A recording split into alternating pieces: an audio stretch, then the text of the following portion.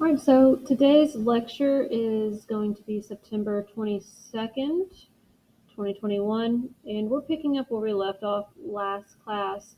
We are looking at, starting on slide 14, looking at the difference between metals and non-metals. So when we're looking at metals, they tend to be shiny, they tend to be moldable or malleable, meaning that it can be manipulated. You're going to look at most of these being solids, and generally with metals you tend to have positive charges because you are losing electrons. We actually have a special word when dealing with metals. It's the word ductile. Ductile actually means being able to make a wire, or drawing it out so it is long in length and thin. So ductile has a special meaning. In comparison, nonmetals are generally dull. Most of them are gases. They tend to gain electrons, so they're generally more negative in charge. Nonmetals are not good conductors of either electricity or heat. They are not ideal. In comparison, you will have metalloids. Metalloids are going to be this pink little staircase down here at the bottom.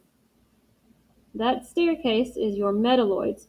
Metalloids are also known as semi-metals, and that's because they hold the properties of both metals and nonmetals. So, example is metalloids tend to be poor conductors, generally of heat and electricity, but they are shiny. So, you will generally see metalloids in technology, like on circuit boards. They just due to their uniqueness. So silicone and germanium are your main ones that you actually see, as well as technetium, which is Te. And again, this is your pink staircase right here. So generally, I would ask the kids in class to take one of the periodic tables, and you would kind of color your non-metals, metals, and metalloids. But with us being virtual, that's kind of up to you if you can print out the periodic table, or if you're just kind of maybe wanting to use this slide as a reference later on. Either way is fine. But from here, we're actually going to get out of our PowerPoint, and we're going to pull up this handout that's been posted on Google Classroom. This handout is a very good reminder of what we did last class. We went over each individual family. We know that here in the middle we have transition metals. We know that we have noble gases for family 18 and halogens for family 17. Family 1 is alkali, and family 2 is alkaline. And both of these are considered earth metals. So this is just a really good review of what we did last class. So family 1, and remember, families go up and down. So family 1, family 2. Transition metals are going to be families 3 to 12. So 3, 4, 5, 6, 7, 8, 9, 10, 11, 12 are all right here. Family 13, and again, families are these columns. They go up and down. And I noticed in our last video, a lot of us were kind of confused between families and groups. And they're actually the same thing. Families and groups are the same. So if I'm asking for a group number, that's, the family number. Periods, on the other hand, periods are going to be your rows. And there are a total of 7 different periods. So I've pulled out one of our periodic tables. Period 1 is in reference to this first row. Period 2, 3, 4, 5, 6, 7. And these two kind of come up from here. So this is part of period 6 and period 7. So periods are our rows going across. That's why we kind of think of it as a sentence, because periods end our sentence. And families and groups are exactly the same thing. They are columns. They go up and down. So that was kind of a quick review of last class. Here, up top, we are reviewing the valence number charges as well. So valence number, first family 1, second family 2, and it goes up all the way to 8 in family 18. Charges, on the other hand, kind of maxed out around 4. So first family is a positive 1 charge. Family 2 is a positive 2. Family 13, positive 3. Positive 14, plus minus 4, meaning it can kind of go both ways. Negative 3 for family 15. Negative 2 for 16. Negative 1, 17, and a charge of 0 for our noble gases. So this right here is a great review from last class. What we're looking at today, and since I know most of us didn't really have a very good 8th grade science because of COVID, we're really going to look at this, and for some of y'all it may be the first time. So we have 3 main particles. We have electrons, protons, and neutrons. Now, this should not be as new. There was a lecture that went over the history of the atomic model, where we did kind of see where these were placed. And I've got to say, after grading those particular questions, please be very careful with what you actually write down as your answer. I saw a lot of people say nucleus is where electrons go, and that's incorrect. Electrons are located in your orbit, and I completely misspelled that. Let's try that one more time. Orbit or electron cloud. So these are the exact same place, it's just 2 different words. So electrons are either in your orbits or your electron clouds. And let's look at our abbreviations real quick. If you're wanting to shorthand electron, you have a symbol, a E with a little dash next to it. That's your symbol for electrons. Protons have a symbol of a P with a positive sign. And neutrons have an N with a little O next to it. And both protons and neutrons are located in the nucleus. That's that center part of your atom. Neutrons tend to have no charge. Protons have a charge of positive 1, and electrons have a charge of negative 1. If you change the number of electrons, you end up changing the ion, or simpler term, you end up changing the charge. Protons, you change number of protons, you end up changing the element. So if I had 1 proton, that means I'm looking at hydrogen. If I add another one where I had 2 protons, I would then be looking at helium. So that's a different element. Neutrons, if I change the number of neutrons, I would actually end up with different isotopes. And isotopes are going to be the same element. They're looking at different masses, though. So if I'm looking at carbon 15 or carbon 14, it's the exact same element, both carbon, but both of these have different masses. So make sure that you're copying this down in your CAMI or CAMI, however you want to pronounce it. So as we move down, we're looking at an example.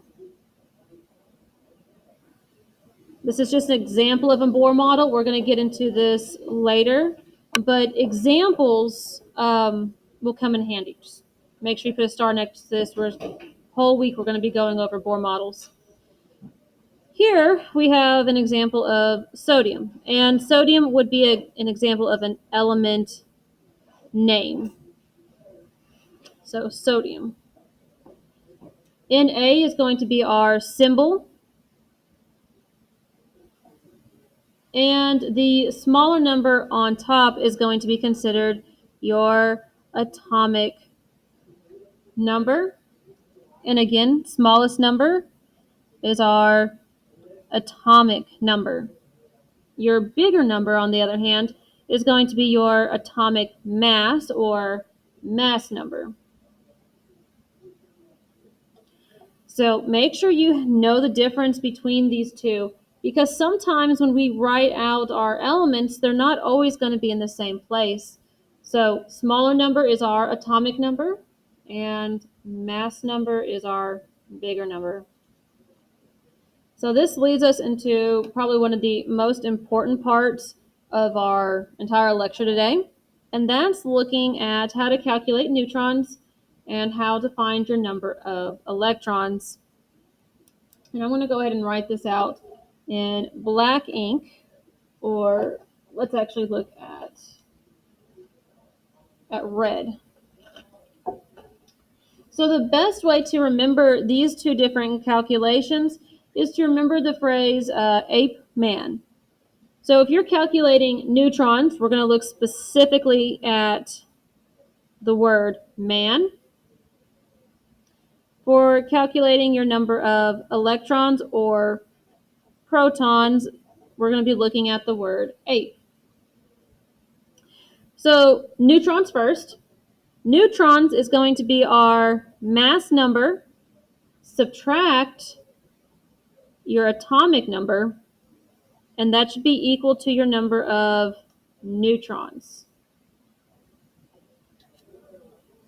Electrons, well, the best thing about electrons is that you really don't have to calculate anything. Your atomic number should be equal to your number of protons, which is equal to your number of electrons. So that is the best part about this. So I'm going to give you about a second. Make sure you're copying everything down.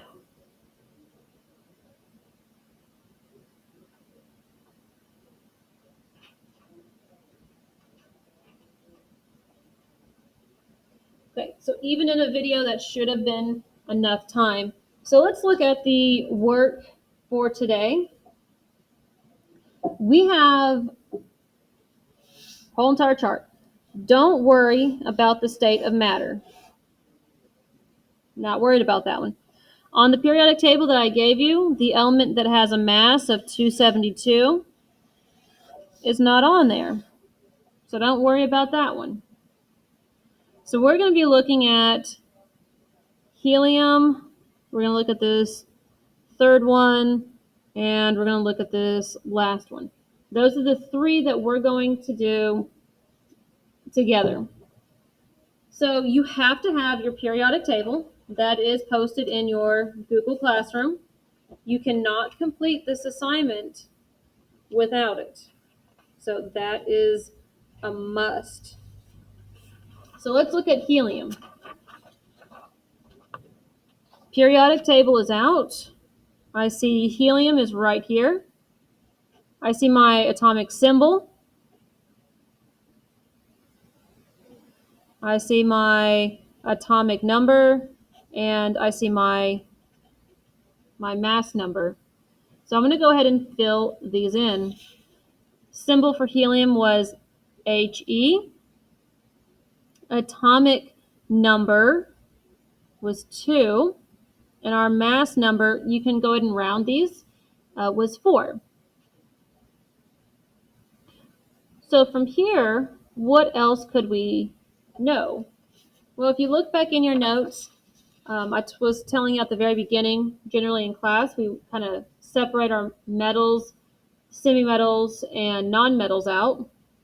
So we know that from its placement, helium is a non-metal. So non-metal. I can also tell that helium, being in the far column, again, if we're looking at our notes, far column is family 18. So family 18. Periods go across in rows. So helium is in this first period. Everything else we can kind of figure out from our equations. If I'm looking for my number of neutrons, mass number minus atomic number, so 4 minus 2 equals 2. So that should have been over here in neutrons. So I should have 2 neutrons, and I'm just going to rearrange this right here since I made that mistake. So I'm going to put protons here and neutrons here. So I have 2 neutrons. I have an atomic number of 2. So that means atomic number, protons, and electrons. Protons and electrons are also 2. So remember, if you're having an issue with any of these, email me. We can set up a study time, or if you're virtual, you can send me a GoGuardian message saying, hey, it's not clicking. And definitely we can kind of set some time and work together on a few of these.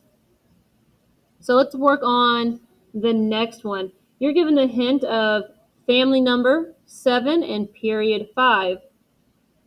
So period 5 means we know it's in this row. Family 7, well, we need to count it out. 1, 2, 3, 4, 5, 6, 7. So 7 is this column, row 5. So it tells me that's TC. Atomic number 43. Atomic number 43. Symbol is TC. And as I zoom in, I see that TC stands for technetium. Netium. And technetium is right here, so I know it is a metal.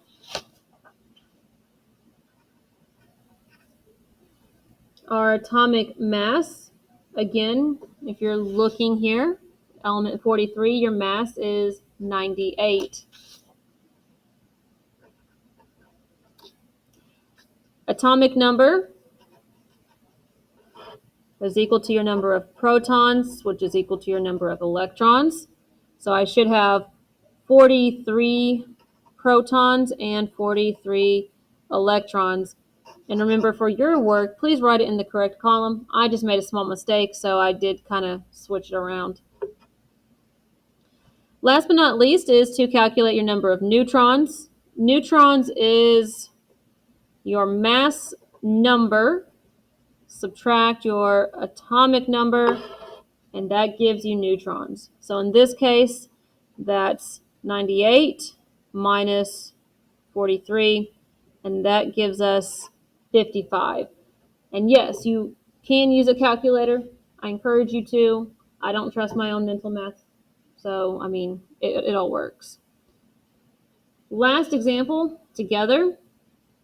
is our last one right here. So I have a mass of 237.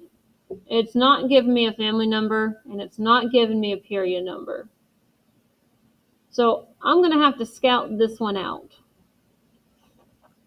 I look at the periodic table, and I see that as I'm going down, my weight increases. So 237. I see 223, 226, 227, and then there's a big jump, and I'm seeing that right here, 89 to 104, there's a jump, so right here. And so as I go down, I see right here, has a weight of 237. This is element number 93. Element symbol is Np. This is neptunium. So I'm going to put in our information. So atomic number 93. It is a metal. Symbol is Np. And neptunium. So I knew it was a metal because, again, right here, it's within that colored area that designates metals. My atomic number is 93, so that means protons and electrons are also 93. And if I calculate this out, mass minus atomic number, so 237 minus 93 equals 144. So that would be our number of neutrons. 1 through 7, please don't worry about that. That's actually going to be the homework for next class, which would be on 9/25, I believe. Today it's 22nd, so 23rd, 24th. So 9/24. So that's going to be the homework for 9/24. All right, so if you have any questions, please let me know.